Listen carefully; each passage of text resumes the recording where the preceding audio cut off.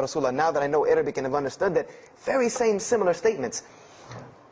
Yes, indeed, there were some implicit statements about that you could implicitly, if you took them and separated them from everything else, you could maybe derive that Jesus was trying to claim some divinity or something for himself. But I also know from doing psychology, and I did a little bit of law too, that an implicit statement cannot override an explicit statement. An explicit statement always takes precedence. So if Jesus said God is one, and he anagorically may have alluded to God being more than one, then the clear statement overrides that each and every single time. So this is what I found through the New Testament. And I also found that Jesus taught salvation. But his salvation that he taught was obeying God and following the commandments. This was his mode of salvation. One man asked him, "Good master, tell me how I can inherit the eternal life." He said, "Follow the commandments." Follow the commandments. He even, in Matthew, was so sincere about it. He said, "Whosoever shall follow the least of these commandments and teach men to do so shall be called the greatest in the kingdom of heaven. But whosoever shall break the least of these commandments and teach men to do so shall be called the least in the kingdom of heaven."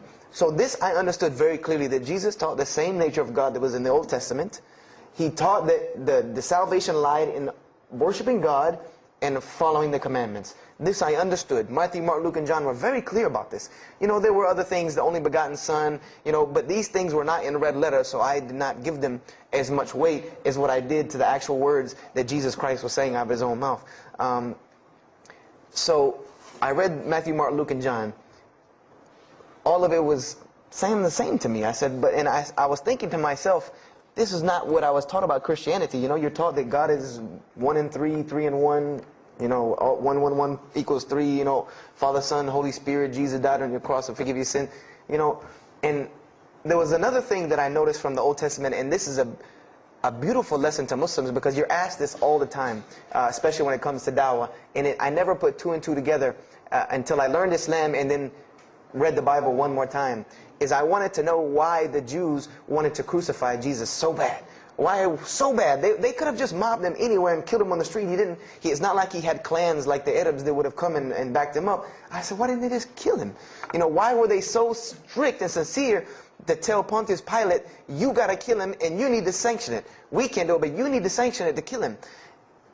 And now I understand it, was that Jesus had a mission, and that mission was to share God with the world. And Paul even kind of tells on himself in his book of Galatians as to why Jesus was meant to be crucified, or the Jews wanted to crucify him. Paul said that the crucifixion is the stumbling block for the Jews. And he explained in Galatians that Jesus Christ, and this is how he tried to roundabout explain it, was cursed for us, to remove us from the curse of Allah by taking this curse upon us. For it is written, and he quoted the Old Testament, everything that hangeth on a tree is cursed. So I went back and studied the Old Testament and Judaic law, and I realized that people who were crucified, that was considered a curse upon them. You had to do something pretty serious to get crucifixion, because it was considered a curse from God. It was part of their law that when someone is crucified, that person is cursed. So wherever they buried these criminals, like in the graveyards in Israel, in Jerusalem, in Palestine, where they buried these criminals that were crucified, this was considered cursed ground. This was considered ground that you didn't go on, and you did nothing here, because these people are cursed by God. So I started to put 2 and 2 together. That it's not that they wanted to kill Jesus, because they could have just killed him. They wanted to disprove who he was. This was their point, was to disprove who this man was. He said he's the Messiah. They wanted to disprove it, and they knew if you can crucify Jesus, he can't be the Messiah. He cannot be our Messiah if you can crucify him. And even if he is, if we can still force our crucifixion on him, then that'll detriment his message. So they understood this and knew this, and this is why they wanted to crucify him. And this is exactly why Allah saved him from it. Because everyone asks you, why did Allah save him from the crucifixion? Because you cannot crucify. That was part of his law that he came to fulfill, that he could not be cursed according to this law. He said, I have come to fulfill the law. To fulfill it. Therefore, he couldn't be cursed according to it. And this is why he went to the Garden of Gethsemane and asked God to remove this from him, because he knew how detrimental this was to his message of crucifixion. So I began to see all of these things. So I started to read, I got to the book of Acts and started to read the writings of Paul the Apostle. And things went from this to this. It went from one way to another way. It went completely flipped, turned around. The entire teachings went from obeying God, worshiping God, following the law, to worshiping Jesus Christ and abolishing the law completely. Paul even wrote to the Galatians, "Oh, you foolish Galatians, why are you still following this cursed law?" Jesus Christ came as a curse to remove us from the affliction of this curse. So I said to myself, but Jesus just said a few books before this that whosoever shall break the least of these commandments and teach men to do so shall be the least in the kingdom of heaven. And here you go, Paul preaching this gospel to abolish the law. So I even asked, what is going on here? So I started asking my pastor, and my pastor said, now you're getting into deep water. You know, now you're starting to question the New Testament. You really have some issues. You know, they even thought that I might be, you know, possessed and all kinds of things.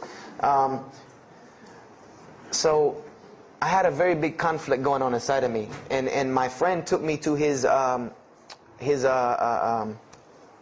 textual critic teacher, his professor, and what this man told me probably wrecked my faith in Christianity. And I always say, I doubt he would be very happy me traveling around the world telling people that a Christian professor from Bob Jones University wrecked my faith in Christianity. But he did. Because what I asked him was, what happened to all these contradictions? You know, in the Old Testament there are many contradictions. If you study Hebrew language, you'll understand that when you read some of the Old Testament or the Torah, that there are some parts of the Torah that you can see is the most beautiful Arabic that you can see, just the most beautiful Hebrew that you can see, just like when you read the Quran. It's very beautiful Hebrew. And then 2 chapters later, you'll see Hebrew that looks like a broken 3-year-old who is trying to scribble some Hebrew down. It looks very colloquial, very dialectic. You can tell it's not the same person speaking. So I went and asked him about all this stuff I saw.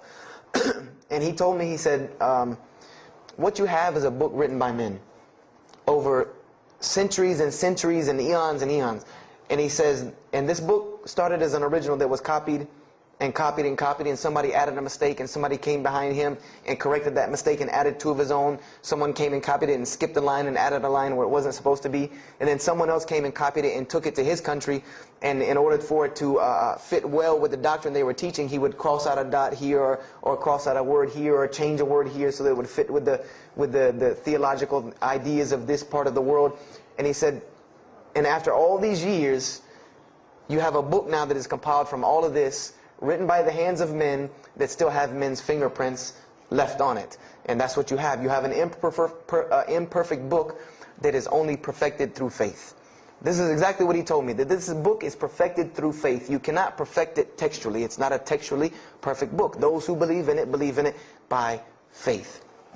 And so I said, here we go again with this faith thing. You know, I said, God gave me a brain for a reason. If he did not want me to use it, he would remove this reason and logic part of my brain out and replace it with more faith. So, you know, and I was of the opinion, you know, as the saying goes, my grandmother didn't raise a fool. I'm no fool. You know, I said, I can't believe in this. You know, I mean, this book I've been taught is the inerrant word of God, and you're just telling me that it's a book of errors that's only perfect through faith. That's like me taking a 1982 Datsun all beat up and say, if you believe it can be a Mercedes. If you believe. You know, that would make no sense. You can't take a car to the car dealership and say that. No, if you really believe it, if you look at it right, it's a Mercedes. So I said, no, you know, this is a book full of errors. And God's religion is perfect. If God has a religion, it's perfect. If he has a book, it has to be perfect because he is perfect. So I left Christianity completely. And I decided that I was, you know, I had learned some concepts from the Bible. God was one. You couldn't fool me of that. You know, I had also concepted that there should be nobody standing between me and God because he created me without permission from anyone. Therefore, I don't need to be taking permission from someone to go to him. If I had to be forgiven for something, it should come from him because on the day of judgment, it's going to be me and him alone. And I didn't know about God's prophets yet. You know, I had my doubts and persuasions about that. So I decided to start searching other religions. I went back to Judaism. I studied Judaism. I found the same thing that Jesus taught about two spiritual Jews that leave the law, and Jews that were so caught up in the law that they left no room for spirituality. I studied Buddhism, Hinduism, Taoism, Confucianism, Wiccan, Bushido. You know, everything I could get my hands on, every type of ism or religion, I studied it. But there was one litmus test that I used for every religion. And whenever I met them, or the people or whatever about this religion, I would always ask them, do you have a book? Do you have a book? Because another thing I had come to the conclusion of is that if your religion is true, you should be able to tangibly hand me something and show me that this religion is true. Give me something that I can see. I don't want to hear that faith stuff anymore.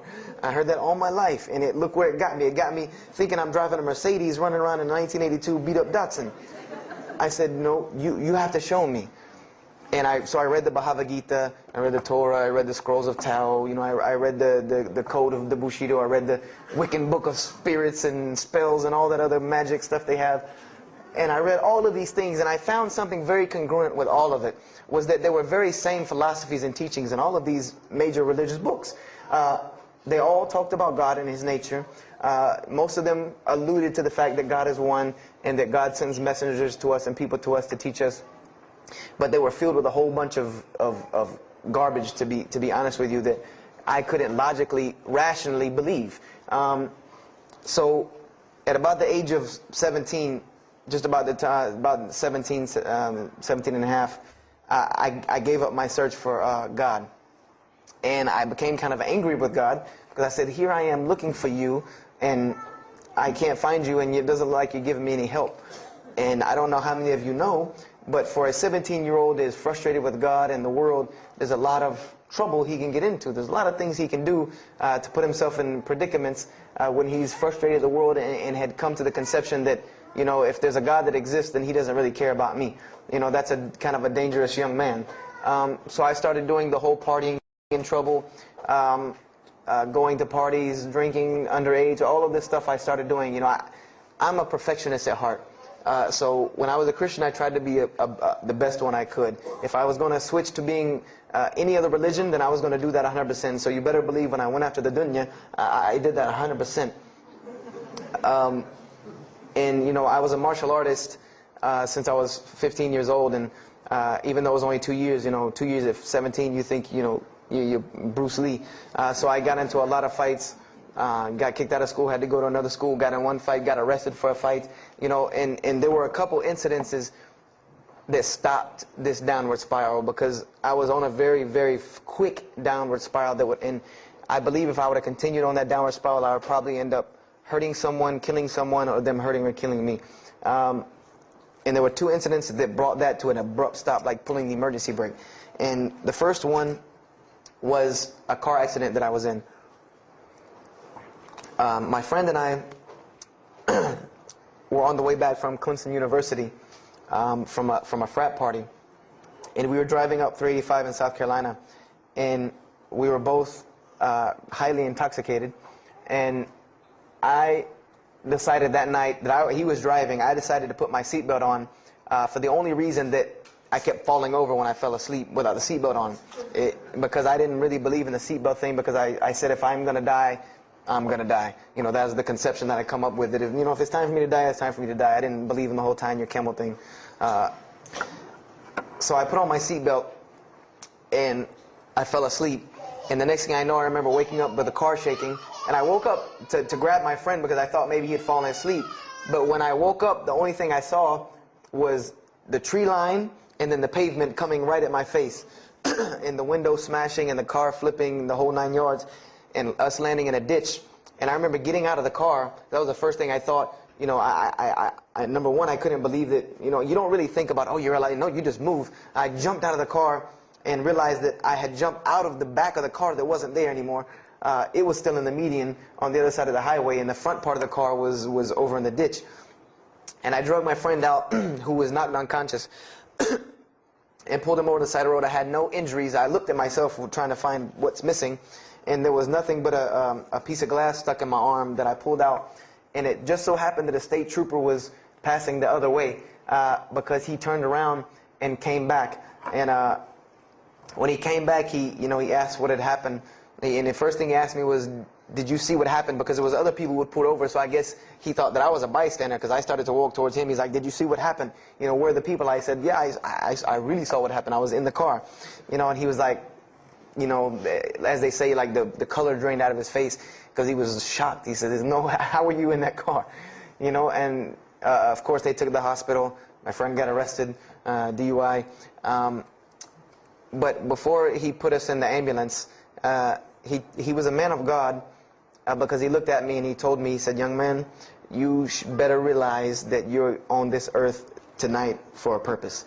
The only reason you're still alive is that God has a purpose for you. If not, you don't live through things like that. People without purpose, if you didn't have a purpose, then this night would have been your night. So you need to realize that." I said, this old man's out of his mind.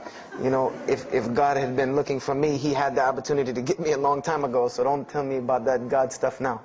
So I paid it no attention, and about a month later, 3-4 weeks later, my friend and I, same two, he's on crutches still, we decided to go to New York City. We decided to just take off, drive to New York City. We didn't tell our parents where we were going. I said I was sleeping in his house. He said he was sleeping in my house for the weekend. So we drove to New York. And in New York, I remember going to the ATM to get some money. And in New York, they have these ATMs where you have to go in the little glass room to get your money at ATM. I don't know if they have that here or if any of you have been to New York. Now, alhamdulillah, you have to put your bank card in to go in there. But in '97, it was not like this. You went in, and it was almost like the game Mousetrap, because you go in, take out your money, criminal comes right in behind you. There's nowhere for you to go. You know, there's nowhere to run. So I went in and I took my money out of the ATM, and I heard the door open behind me. You know, so I turned around. You know, I thought somebody was coming in behind me, and there was a man who put a gun to my face. And he must have really, really, really, really needed this money, because he didn't ask me anything. He didn't say a single word. I just remember looking at the gun in my face and him pulling the trigger. And it was a revolver. And to this day, I'll never forget that image in my head of seeing that little spindle turn and hearing that very distinct click of a revolver. And it probably could have been like a .32 snub-nosed gun like this, but when it was in my face, it looked like one of those like cannons that you see on the movies. And I remember when he pulled the trigger, I didn't think anything. You don't think anything. You just blank. You just go into this like shock of blankness. And then a couple seconds later, thankfully I had been doing martial arts. That might have helped me overcome the fight or flight syndrome, because all I could think was, go! You know, like myself kicking myself, like, what are you doing? Go! So I bum rushed him. We went flying. He went flying. Money went flying. Gun went flying. And I took off and went to the hotel and didn't say anything to anybody. We went back to South Carolina the next day. And I didn't say anything because we weren't supposed to be in New York. My grandfather would have killed me. If that guy didn't kill me, my grandfather would have took care of it. So I didn't say anything until about a month or two later. You know, I kept having nightmares about this same incident. I kept having night terrors from this incident. And so I told my grandmother about it. And she told me the same thing that the officer had told me. She said, you know, you have to realize that God has a purpose for your life. You're here for a reason. People don't go through the things that you've been through and still walking on this earth without a reason, and you're pushing the limit. This is what she told me. You're pushing the limit, really. God has something for you, and He wants you to get it, but you're pushing it. And she didn't tell me to go back to Christianity and study my Bible. The only thing she told me was that God hasn't gone anywhere. You just have not looked in the right place yet. And so I decided to put myself back together. You know, the car wreck, the gun thing, the getting arrested for fighting, like all of that, like really made me stop really quick and think, you know, that I need to get my stuff together. So I became an agnostic, someone who I believed in God with no form of religion. I prayed to God on the floor on my hands and knees, because this is how all the books of God, this is how the Bible, the Torah, the New Testament, the Bhagavad Gita, all of these scriptures that I ever read, they said that this is how the men of God prayed. And it was during this time that I did read one book about Islam in the public library, because I had never heard of Islam ever. But I remember I was looking in the religious section in the library at school, and there was a book about Islam. and or it was in the library, the public library, and I remember it was some title like "Why I'm Not a Muslim" or some, you know, one of these titles that was propagandistic against Islam, but I had no idea. So I just took the book and I read it, and I remember it said that Muslims, M-O-S-L-E-M-S, and any of you knowing Arabic knows that's a very derogatory word. A Muslim is someone who oppresses someone else. That's a very quick sleight of the pen that was used in the past for a very real purpose. It said that Muslims were people who worshipped a moon god named Allah, who lived in a box in the desert in Saudi Arabia, and they were oppressive to women. I remember there was a whole chapter about how they could have 4 wives and as many as they want, actually, because they could marry 2, divorce 1, get 3 more, you know, this whole, you know, and it said that, you know, I remember the one thing that really caught my attention was the whole chapter on jihad, where it said that Muslims were allowed to kill non-Muslims at any time, at any place, without discretion, and it was an honorable act, and not only would they go to heaven before it, but they would get 70 virgins on the way. You know, so I closed the book on Islam, put it back on the shelf, and marked off Islam off my little list of religions, and said thanks but no thanks, and if I ever see a Muslim, I am out. And I said I'm pretty safe in Greenville, South Carolina. I had never seen a Muslim ever. So I said, you know, I don't have to worry about running into no Muslims, thank God. So, you know, I started, you know, just worshiping. You know, I tried to just be a good person, you know, pray to God, ask Him for guidance, try to be a genuinely good person. And I remember what changed is when I met a Muslim. I met a Muslim who I had met a couple of times at school. We had went to school together, and I knew him, but I never knew that he was Muslim. And there's a couple of reasons why I never known he was Muslim. Because he was African American, number one, and the book said that Muslims were Arabs. And number two, I didn't know, you know, I thought Muslims ran around, you know, marrying as many women as they want and killing non-Muslims. I didn't know that they could also be part-time drug dealers. So I didn't know, I never knew that this guy was Muslim. I didn't put 2 and 2 together. So we were at his house one day, and me and my other friend, the one that, you know, I got into a lot of trouble with, I'm trying to keep him out of trouble now. We were at his house, and we were debating something about religion. I forget what even the topic was, but you know, you had 2 teenagers thinking they know everything. And I was trying to explain something to him about the Bible. And that guy came in and was listening. He said, "Have you ever heard of Islam?" I said, "Yes, I've heard all about Islam." He was like, "Okay, so what do you think of it?" I said, "What do you mean what I think of it? That's probably the worst religion I've ever seen on the face of the planet." He's like, "Why?" And he's like, "I'm a Muslim." I was like, "Man, stop playing." You know, like, you're an African American. You know, he's like, "So?" I'm like, "The book said you guys were Arab. All the Muslims were Arabs." He was like, "What else did you read in the book?" And I told him. He was like, "Man, what in the, you know, what have you been reading?" He's like, "You need to go to the mosque for Jummah." He's like, he told me, he said, "I'm not a good Muslim." This is what he said to me. He said, "I'm not a good Muslim. I'm not even going to try to front and say I'm a good Muslim." He said, "But I can guide you to some people that can tell you the real truth about Islam," because he knew about my story about wanting to find religion. And he said, "You need to go to the mosque for Jummah." And I said, What's Jummah?" He said, "It's just like church with no chairs." And I said, "I can do church with no chairs because in church the chairs were the worst part anyway. Because they had these hard benches that you sit on that are like this, and they're so hard." I said, "That's good. You sit on carpet? Wow, man, every church should be like that." And I said, "Where's the mosque?" He said, "It's on Wade-Hampton Boulevard." I said, "Where on Wade-Hampton Boulevard?" I lived on Wade-Hampton Boulevard. I lived right off of Wade-Hampton Boulevard. He said, "You know where Lee Road intersects with Wade-Hampton?" I said, yeah, I live on the other side of that intersection." He said, "It's right there." I said, "No, it's not. There's nothing. There's a gas station or a church." He said, "Yeah, you know that church, the Evangelical Missionary Training Facility?" I said, "Yeah, I used to take missionary classes there." He said, "You know that building in the parking lot with the gold thing on top?"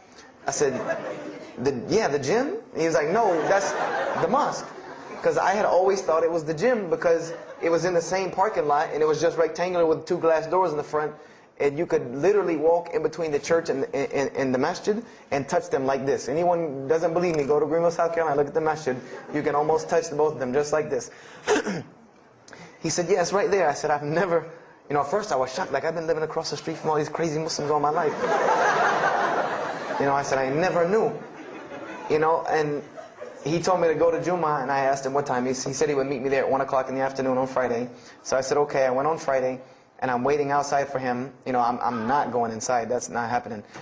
You know, and I'm seeing all these people going in, and at this time, it was a predominantly Indo-Paki Arab masjid.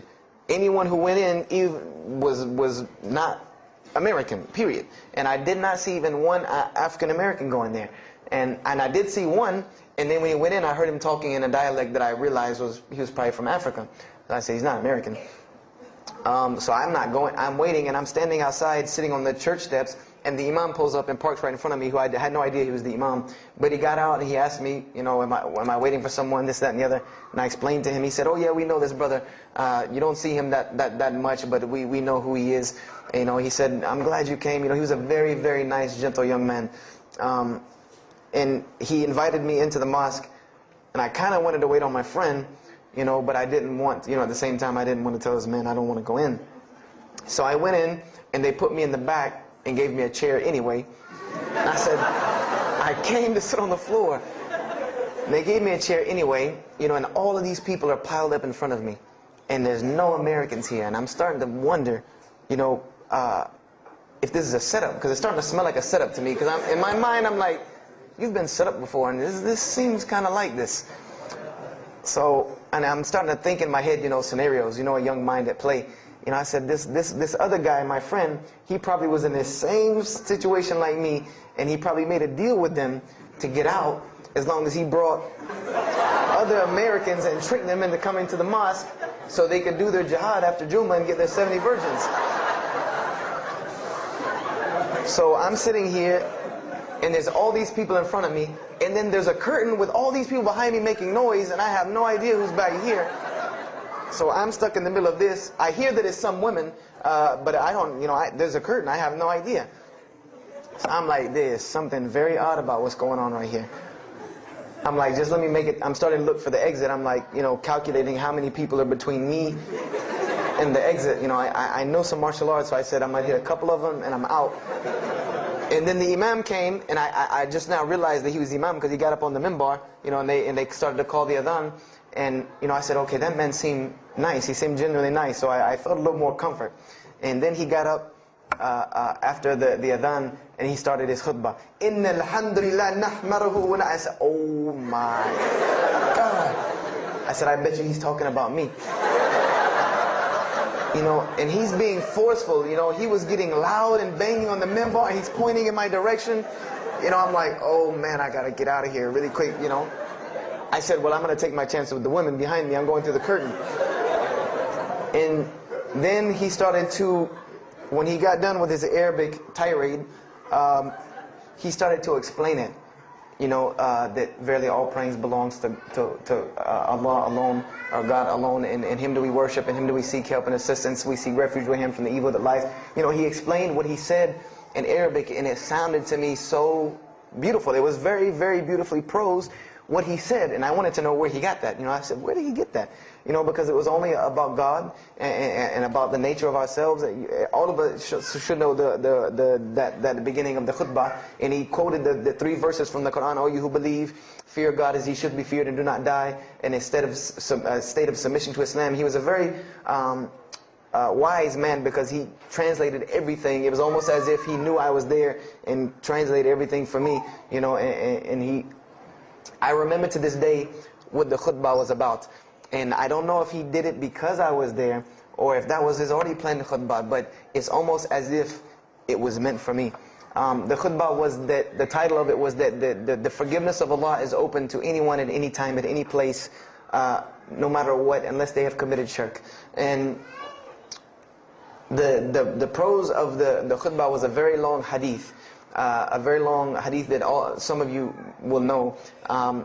And just to make it short, it was the hadith where the Rasulullah ﷺ met Angel Gabriel or Angel Jibreel, and Angel Jibreel was telling them to tell him that if the Muslims commit this certain sin, to tell them that Allah would forgive them. And every time he would tell the Muslims, they would say, okay, well then what about this sin? And he would go back and meet with Angel Jibreel, and he would go back and come back and say, tell them that Allah will forgive him for that. And this discourse happened, for many different sins. And then finally Angel Jibreel alayhi salam said, tell them that Allah has said, no matter what they do, even if their sins are compiled, like the oceans are from the east to the west, as long as they have not associated a partner with Allah, tell them that Allah will forgive them. And I remember he told me that, or he said that, that the door of repentance to God is open as long as you have not seen the angel of death or the sun hasn't risen from the west. I didn't really understand the sun risen from the west thing at that time. But, and he said that, God's forgiveness has to come from God alone. And this was the whole premise of his khutbah, was on forgiveness and tawbah.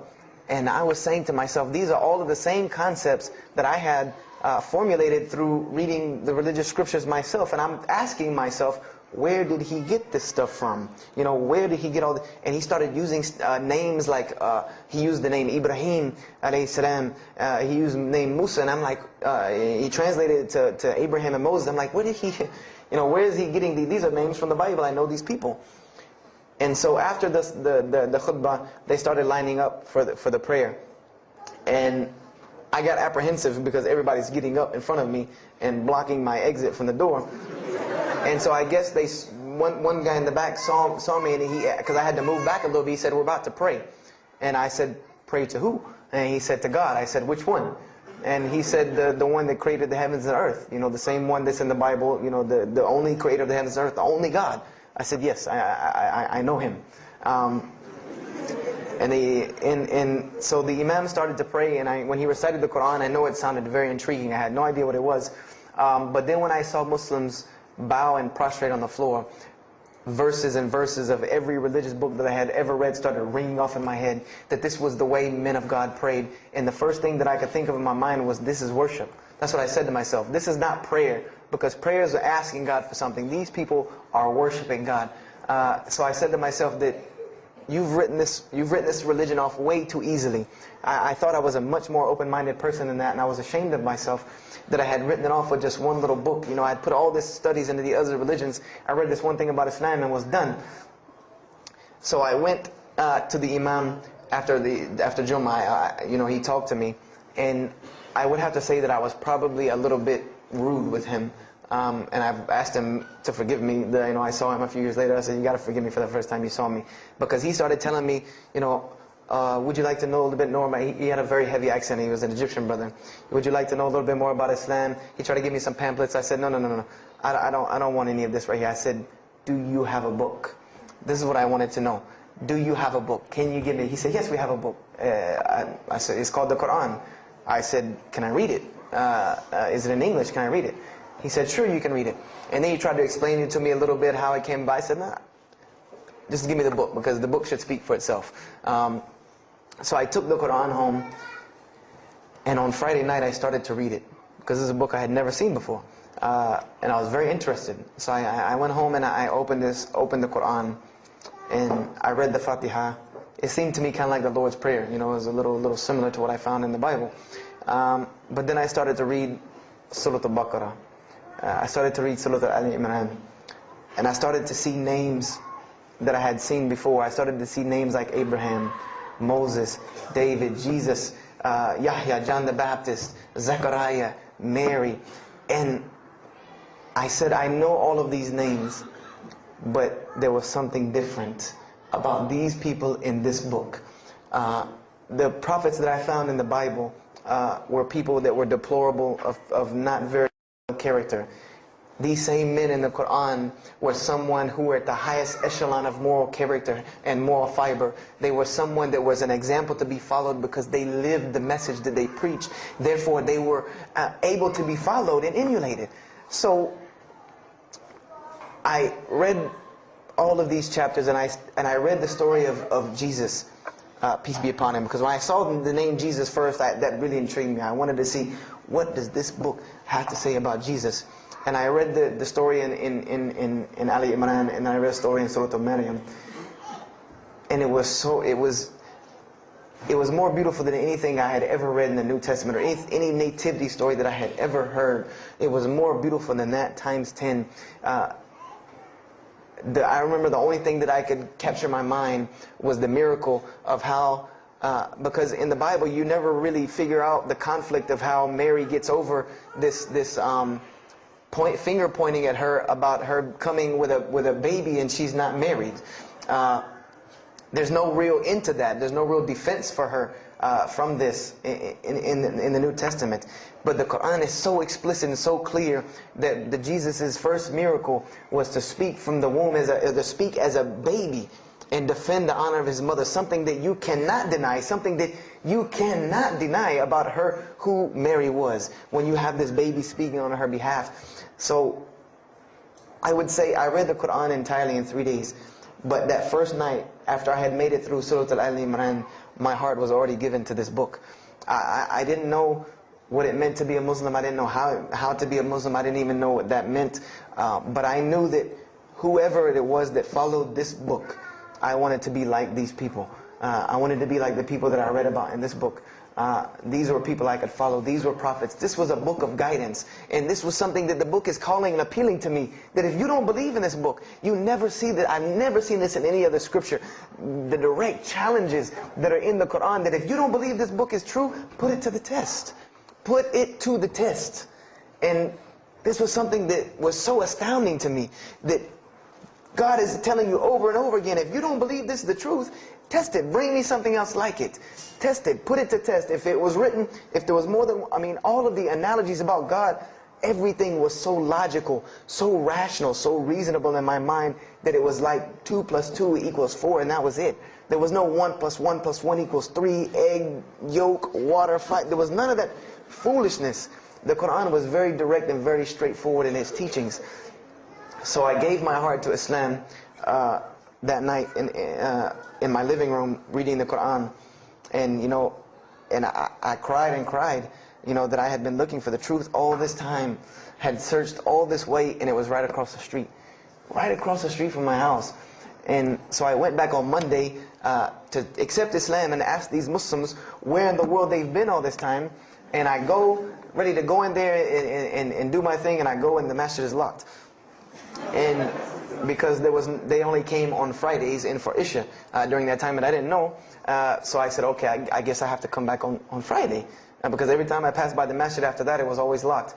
So I came back on Friday and I took my shahada, and as they say, the rest is history. But I don't travel around the world, and this was in December of 1998.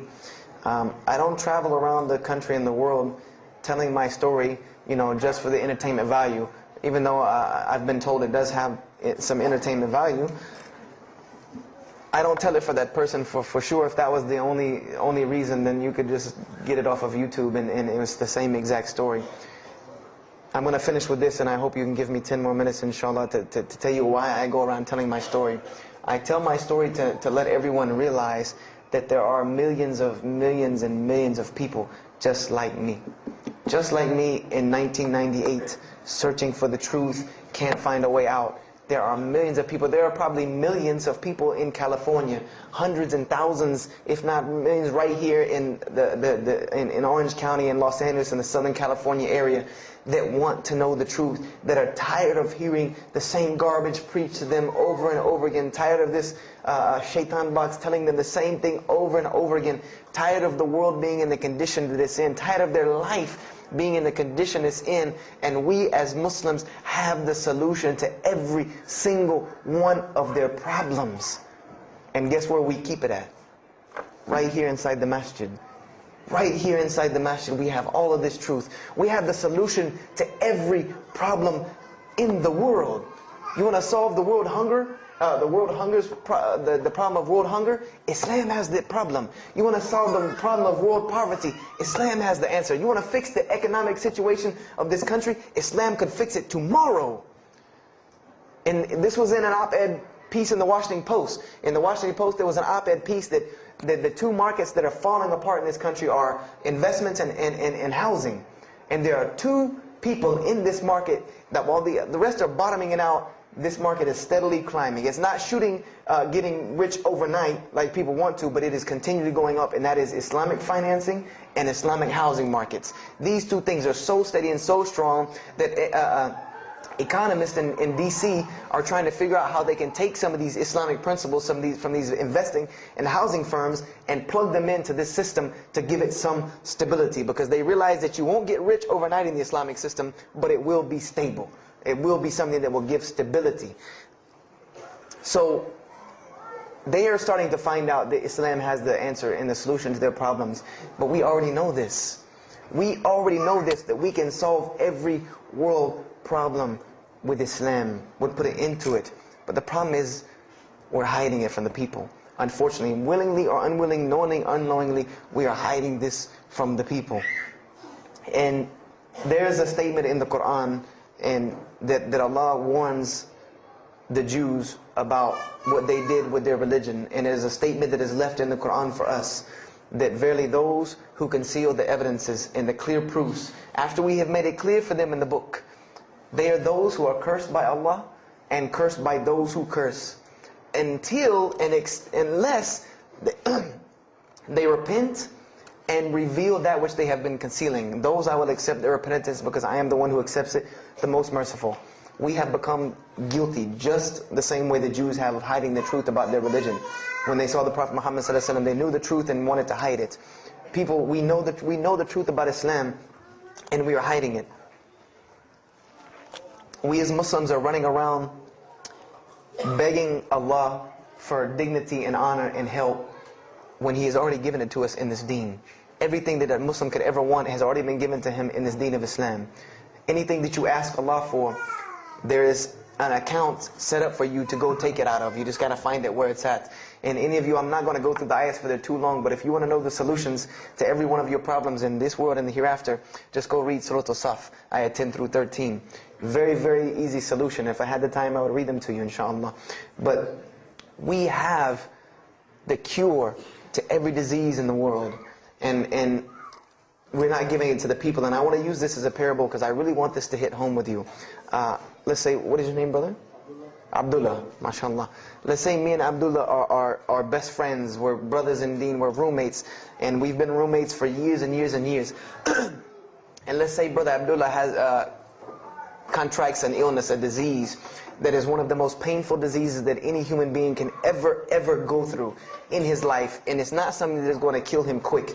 Let's say this disease is going to suffer and fester with Abdullah and make him not be able to eat, sleep, nothing. He's just miserable all the time. When I come home in the evening, he's rolling around on the floor in pain. And let's say I know him in this condition, and let's say one day I come across the cure for his disease. Someone tells me that if you give this to Abdullah or anyone like him, he will be instantly cured and he will never suffer again. And let's say I take that and put it in my pocket, and I don't give it to Abdullah. Why? Why don't you give it to Abdullah? Well, number one, I'm way too busy. I have 2 jobs, going to school, I have a long commute back and forth, I got to drive up and down the 405 every day. I don't have time to give Abdullah this medicine, man. If he wants the medicine, he'll go get it himself. I don't have time, I'm really busy. Number 2, I'm not a doctor. I should not be prescribing Abdullah medicine, and I'm not knowledgeable in medicine. He should, if he wants help, he should go see a doctor. I'm not a doctor. Number 3, Abdullah's, please forgive me, but Abdullah's kind of stubborn. He doesn't really listen very well. He probably, he's kind of set in his ways. So even if I tell him this medicine is good for him and it'll cure him, he probably wouldn't even take it anyway. So why waste my time? Do any of these excuses sound familiar? And let's say I don't give this medicine to Abdullah and he dies. And let's say he dies the most painful death that you can ever imagine. I want to ask you a kind of rhetorical question. Do you think on the Day of Judgment that Allah is going to call me and Abdullah up and ask him about this incident between me and him because I've oppressed him? I have oppressed him. I've allowed him to suffer knowing that I could ease his suffering. I'm sure Allah is going to ask us about this. But the beauty about Islam is that if Abdullah was a good Muslim, bore this disease patiently and died, he dies as a shaheed, inshallah.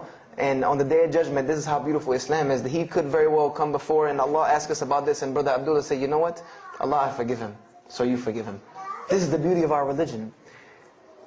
And Allah will forgive me. But the disease I want to tell you about is the disease that every single non-Muslim walks around with every single day, and they don't even know it. It has no real physical symptoms. And that's the disease of shirk. The disease of being jahl, being ignorant about Allah subhanahu wa ta'ala. Allah gives them life, and they worship someone else. Allah feeds them, and they thank someone else. He created them and fashioned them in the womb of their mother and knows them better than they know themselves. And they have no idea who He is.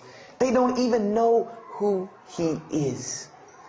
If that doesn't pain your heart to see a person in this condition, then for sure the hearts have become hardened.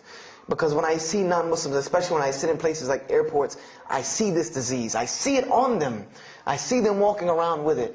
And there's so many of them passing me, I think to myself, there's no way I could talk to all of them. There's nothing I can do. And this disease is something that not only is not going to show up as a physical symptom, and is going to leave them ignorant about Allah subhanahu wa ta'ala, but when the day they die, they will die the most physically painful death that anyone can ever suffer. The Rasulullah said that when the angel of death comes to the disbeliever, it doesn't come kindly. He yanks the soul through the nose, and it's as if his flesh is torn from his bones. It's as if they take Brother Abdullah and turn him upside down and stuff him in a human paper shredder. This is the death that is waiting for those who do not know Allah subhanahu wa ta'ala. And you know the unfortunate thing? That while you've been sitting here listening to me, thousands of people have died. Thousands of people have lost their life not knowing Allah while I'm talking to you right now. People in this city have lost their life, and there's nothing we can do about them. They're gone. It's too late for them. We can't save them even if we want to. And that's a deplorable, deplorable, sad, sad fact that we can't save them. But there are many, many, many, many who we can save. And that all that takes is us taking this light of Islam we have and showing it to the world.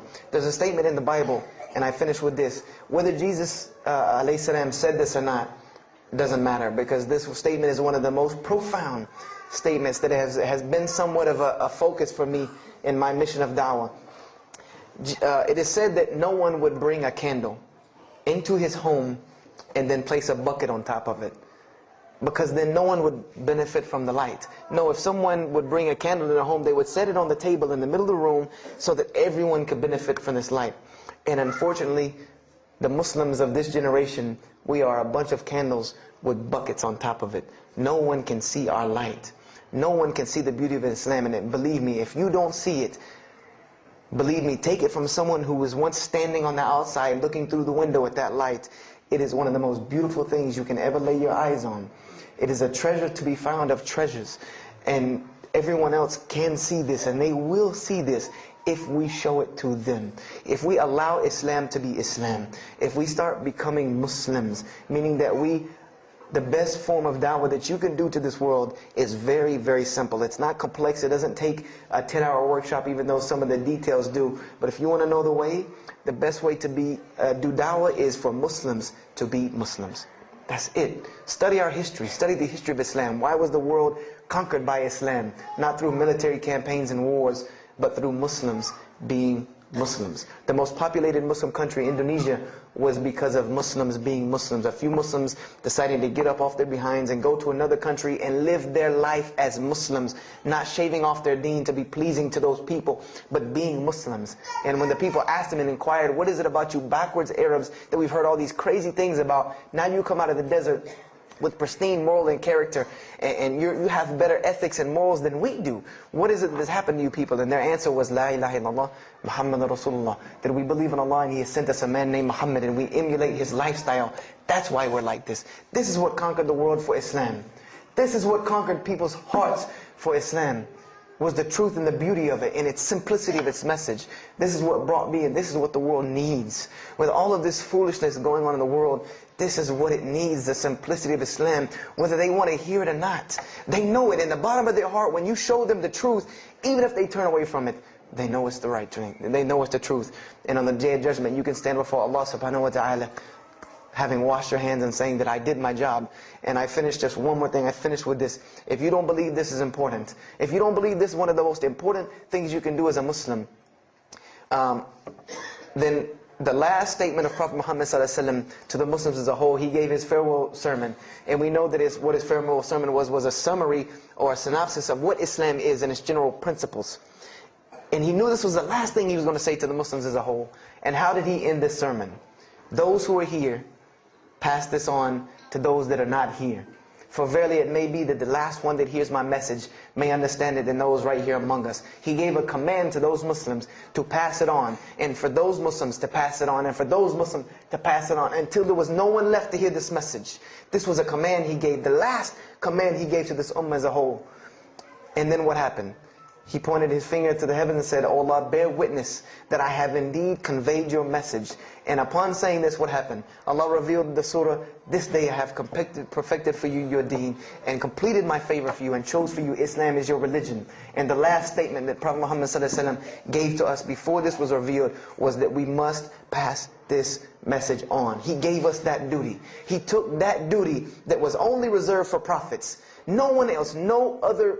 If you don't believe me, go read Surah Al-Bayna about what was commanded of the other nations. No other nation was given this opportunity and blessing to pass on this deen except us. Because there are no more prophets coming.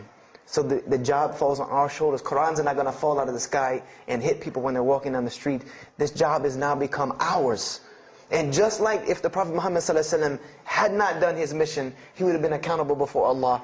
If we do not do our job of spreading this message of Islam, we will stand before Allah on the Day of Judgment. Don't be the person standing before Allah on the Day of Judgment and your neighbor that you've known, your co-worker that you've known 10, 15, 20 years come and find you and tell you, you knew this day was coming. You knew this day was coming and what was going to happen to me, and you did not say anything to me. And those people will complain to Allah about us. They will complain to Allah about us. Because we have the truth right amongst them, and we're not giving it to them. We need to stop hiding it in our masjids, in our homes, in our hearts, and we need to give it to the people. It's beautiful, trust me. Just hand it to them. Just hand it to them. I promise you they'll take it, because it's something that is so pure and pristine. And now forgive me for probably going over my time, and if we have time, I want to leave some time for questions and answers. I will be outside to take any questions and answers. The only last thing I want to announce and let you brothers and sisters know is one of my biggest dawah projects is a DVD project that I do. And my goal is to put a DVD about Islam in the hands of every single person in the United States of America. Right now I'm working on Florida and I have other brothers working in other places because people will watch a DVD. We did studies on this, and people will watch media before they'll read a book or before they'll listen to an audio CD. And alhamdulillah, through these DVDs we've gotten, I would say, an average about 2 shahadas a month. Because my personal contact info is on the DVDs, and people watch them and they call me and I converse with them, and usually most of them accept Islam. I just had a shahada the day before yesterday from Irvine, Texas, from someone who had bought the DVD and given it, a Muslim had bought it, gave it to his friend. His friend hated it or didn't want it, so he gave it to another person, and that person gave it to a co-worker at work who watched it and accepted Islam. So this is one of my biggest projects. And the way this project works is I make 100 DVDs, and I brought 2 of them with me today. I'm going to explain what they are. The way this project works is I make 100 DVDs, and 75 of them go out to different dawah arenas. And the other 25 I make available for Muslims to purchase for 2 reasons: so that they can be, so that I can buy another 100 to make, and so that you can share in this ajr along with me. Because when you purchase a DVD that makes another DVD, or you give it to a friend, then you share in this ajr with me. And everyone knows that dawah is the biggest pyramid system because of the hadith Rasulullah ﷺ, that one who calls to guidance gets the same reward as the one guided, without that reward being lost from him. So I made these DVDs available to the Muslims so that you can put a little effort in dawah and make another 100 inshallah. So I brought 2 today, and they're outside. One of them is called Islam in the Bible, which is basically what I just told you in a PowerPoint format, so that you could see all these verses that I saw, all these things that I read that allowed me to see the truth of Islam very clearly when I saw it, and I coincide them with the Quran so that you could see them. And there's another one the other one's called The True Gospel of Jesus Christ, where I go through the New Testament